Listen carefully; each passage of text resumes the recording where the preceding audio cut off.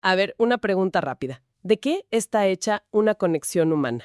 De verdad, una de esas que se sienten, pues, hasta los huesos. Uno pensaría que de palabras, ¿no? Claro, de explicaciones, de conversaciones profundísimas que duran toda la noche. Pero, ¿y sí?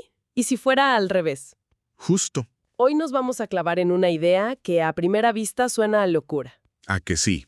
La idea de que la unión más auténtica podría nacer justo donde las palabras se acaban. Fíjate que justo esa es la paradoja. Vivimos en una cultura que idolatra la comunicación. Totalmente. El lema es hablando se entiende la gente. Y sin embargo, ¿cuántas relaciones se sienten huecas? Sí, como superficiales. Como si solo estuviéramos recitando un guión. Los materiales que tenemos hoy proponen algo bastante radical. A ver, que el lenguaje por su propia naturaleza es una herramienta que separa, que traza una línea y dice, este soy yo y ese eres tú. Y que la verdadera unión, la que se siente en el cuerpo, sucede en otro plano. Totalmente. Y para explorar ese otro plano tenemos una narrativa increíble que se llama Juntos, que nos sumerge de lleno en esa experiencia. Que es muy evocadora. Muchísimo. La historia arranca en un festival, en un ambiente casi de ensueño, con música de tambores de fondo. Los dos protagonistas caminan por un sendero entre tiendas de campaña y aquí está la frase que lo cambia todo. Ajá. Avanzamos sin hablar porque hablar sería romper el hechizo. ¡Qué imagen! ¡Wow! No necesitan contarse su vida. El simple acto de caminar juntos ya es la conexión. Es que ese es el punto clave. No es un silencio incómodo, de esos que uno siente la necesidad de llenar con cualquier cosa. Para nada. Los ensayos filosóficos que también revisamos lo llaman un espacio de revelación. Me encanta eso. Es una presencia que no te exige nada. Y en ese espacio, un gesto, una mirada, de pronto adquiere un peso y un significado que 1000 palabras no podrían igualar. Órale, un espacio de revelación. Y en la historia pasa algo que lo confirma. Mientras caminan, ven flotando en un arroyo una página de un cuaderno. Sí, con una nota escrita a mano. Y la nota dice, yo no vine aquí a encontrarme, vine para poder perderme sin miedo. ¡Híjole! Es que eso resume perfectamente el espíritu de su encuentro. No están ahí para definirse, ni para usarse de espejo. Están para disolverse juntos, sin miedo. Es una entrega total a la experiencia, sin que la mente necesite etiquetarla.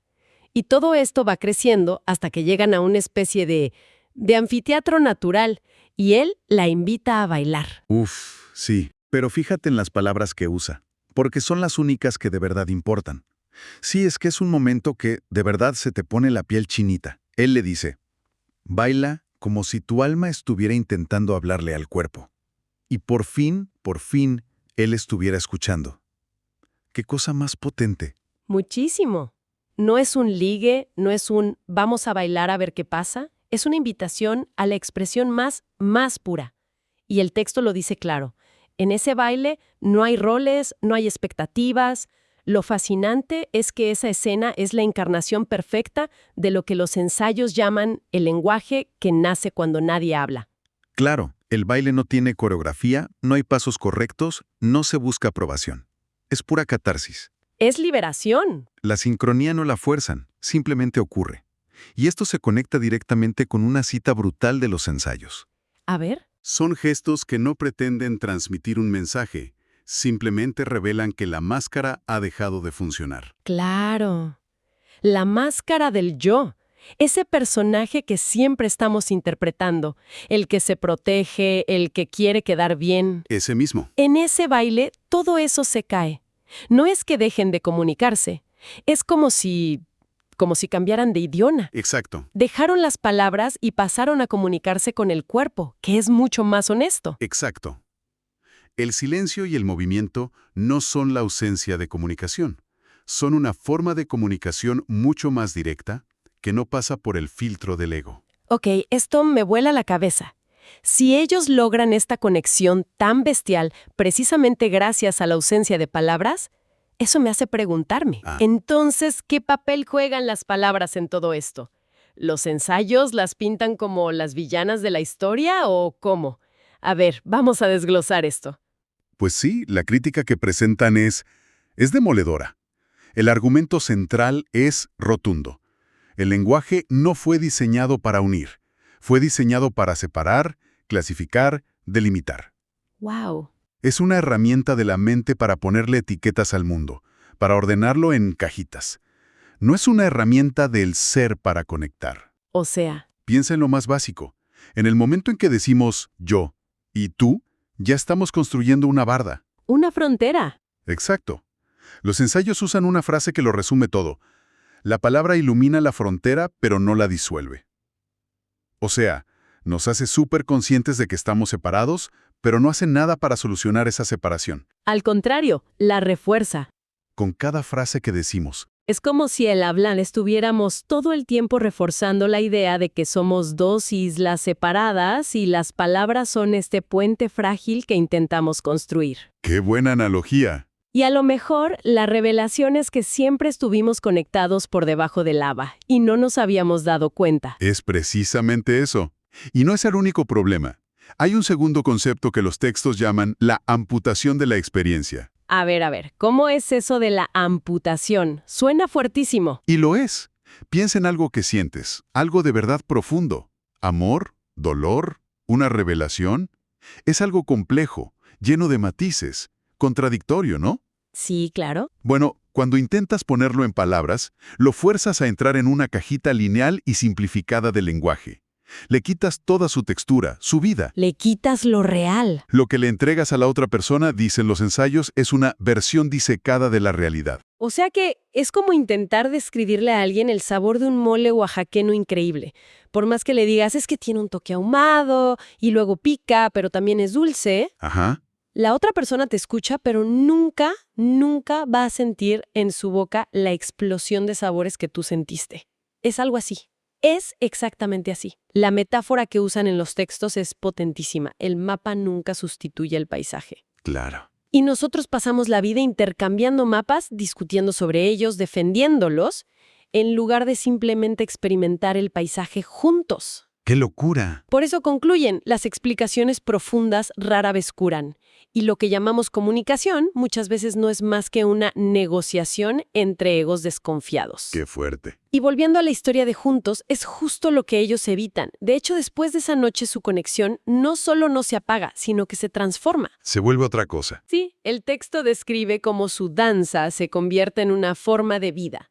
Ya no necesitan un baile porque su vínculo sigue en los gestos más pequeños. En lo cotidiano. Sí, un roce accidental, una sonrisa que dice, sé que estás aquí sin necesidad de palabras. La conversación existe, pero es como un hilo sutil. No es una obligación para llenar el espacio. Porque ya establecieron un nuevo protocolo de comunicación. Exacto. Uno que se basa en la presencia compartida, no en el intercambio de información.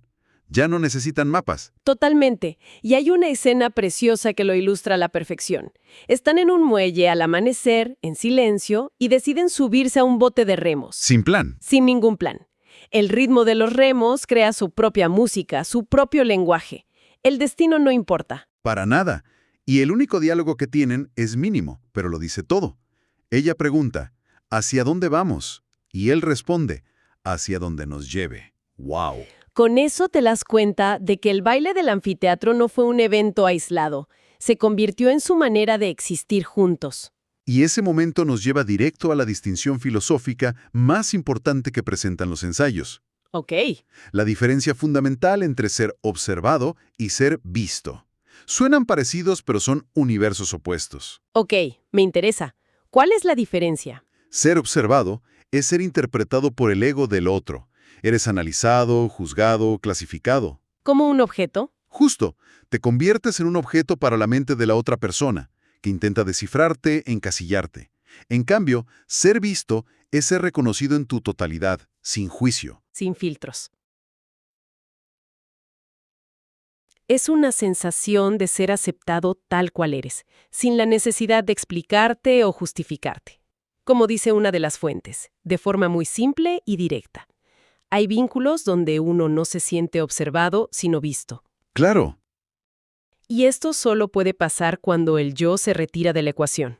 Entiendo. Pero, ¿a qué se refieren exactamente con la retirada del yo? ¿Cómo se ve eso en la vida real? Se ve como una liberación. La conexión real, la que te permite ser visto, ocurre cuando tu yo y el yo del otro dejan de interferir.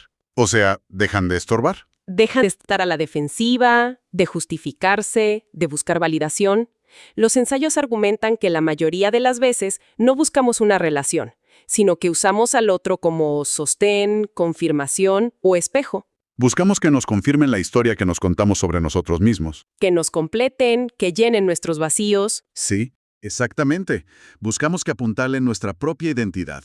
Cuando esa necesidad desaparece, cuando cada persona puede sostener su propio peso, se genera una libertad inmensa. Claro. Y es de esa libertad de donde nacen frases tan potentes de los textos como «nadie pertenece a nadie». Uf. O esta otra que es para quedarse pensando un buen rato.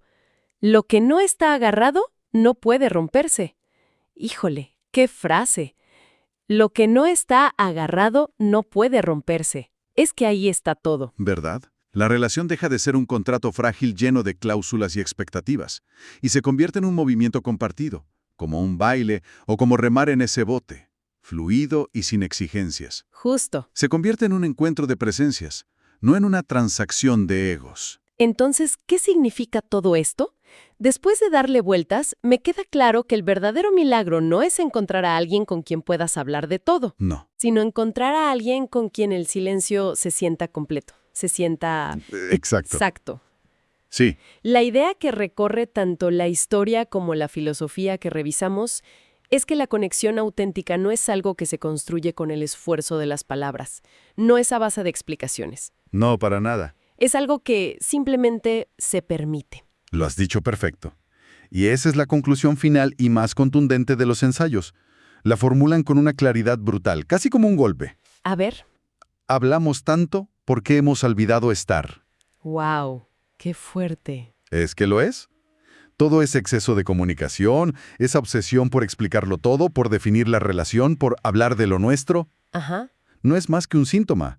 Es el síntoma de que creemos profundamente en una separación fundamental. Como decíamos de las islas. Como decías antes, construimos puentes de palabras, porque estamos convencidos de que hay dos orillas distintas, un yo aquí y un tú allá. Y la gran revelación entonces es que esa separación es en realidad una ilusión que nuestra propia mente crea. Precisamente, esa es la revelación final. Después de deconstruir el papel del lenguaje y del ego, te das cuenta de que debajo de toda esa superficie ruidosa, ¿Qué hay? nunca hubo distancia, solo la insistencia del yo en imaginarla. Híjole. La conexión no es algo que se crea de la nada, es algo que ya está ahí y que se descubre en el momento en que por fin hacemos silencio. Es una idea que de verdad te cambia el chip por completo. Hoy vimos una historia juntos, donde la conexión más profunda y verdadera nace del movimiento, de la presencia compartida. No de las conversaciones. No, para nada. Y al mismo tiempo, exploramos esta idea filosófica de que el lenguaje, la herramienta que jurábamos que nos unía, puede ser en realidad la barrera más grande. La más grande. Y que el silencio, exacto, ese que no pesa, puede ser el espacio más revelador que podemos compartir. Y ojo, es importante aclarar algo para que no se malinterprete. No se trata de abogar por volvernos todos monjes silenciosos. Claro. Los ensayos son muy claros en ese punto. Las palabras pueden y deben aparecer, pero cuando nacen de ese lugar de presencia compartida, son otra cosa. Tienen otro peso. Aparecen, como dice una de las fuentes, como fruto, no como requisito. No son el cimiento de la relación, sino una expresión más de la conexión que ya existe por debajo. Claro, no son para construir el puente, sino flores que crecen sobre él. Qué buena imagen. Y todo esto nos deja con una pregunta final, una reflexión para llevarse a casa. A ver, no se trata de eliminar las palabras, sino de reconsiderar su lugar. La pregunta provocadora sería, ¿qué pasaría si, en nuestras relaciones más importantes, intentáramos deliberadamente crear un espacio para este tipo de silencio? No un silencio tenso, incómodo. No, para nada. Un silencio de presencia, de simplemente estar con la otra persona, sin agenda. ¿Qué podríamos descubrir del otro y, sobre todo, de nuestra propia mente, cuando el ruido incesante del yo finalmente se detiene?